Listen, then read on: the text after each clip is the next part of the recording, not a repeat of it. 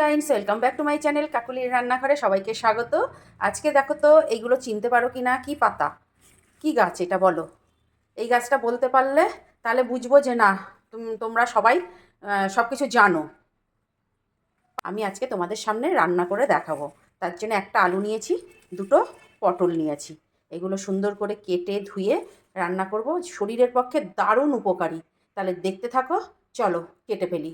তো বন্ধুরা, তেলাকুচো পাতা আর ডালটা ভালো করে ধুয়ে কেটে নিয়েছি, সুন্দর করে দেখতেই পাচ্ছ। আর এইদিকে দুটো পটল নিয়েছি, আর নিয়েছি একটা আলু, দুটো কাঁচা লঙ্কা কেটে কেটে নিয়েছি। এইবার চলো কিভাবে তৈরি করি দেখো। দেখো, কড়াইতে তেল দিয়ে দিয়েছি, আমি কটা বড়ি ভেজে নেব। এটাতে বড়ি অবশ্যই দরকার, এই বড়িটা ভেজে নেব।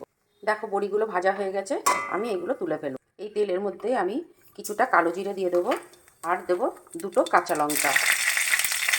এবার দিয়ে দেবো পটলগুলো, পটলগুলো একটু ভাজা ভাজা হয়ে গেছে।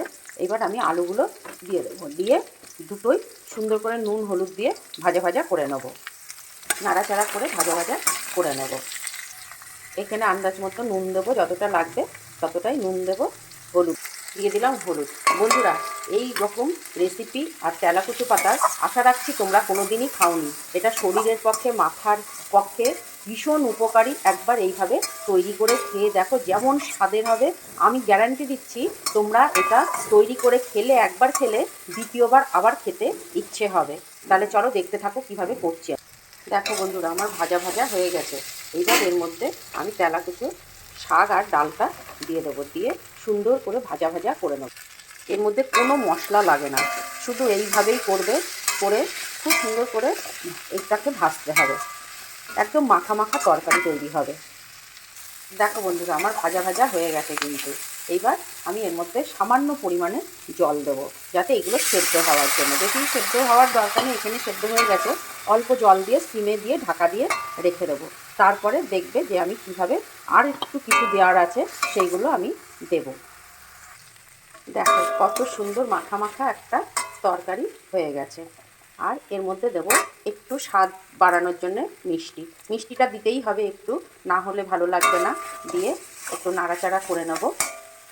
এবার শেষে দেব বড়ি ভেজে রেখেছিলাম, সেই বড়িগুলো আগে দেওয়া যাবে না, নামানোর 2-3 সেকেন্ড আগে এই বড়িগুলো দিয়ে একটু নাড়াচাড়া করে নেব।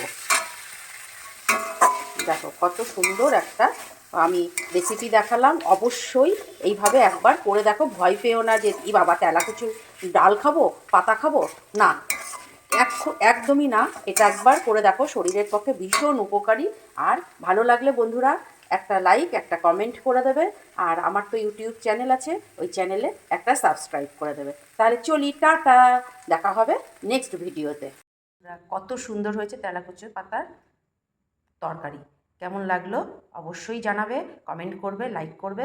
ভালো লাগলে তো অবশ্যই কমেন্ট করবে। আর যদি ভালো লাগে একটা লাইক, একটা কমেন্ট, একটা সাবস্ক্রাইব। চলো দেখা হবে নেক্সট ভিডিওতে, টাটা।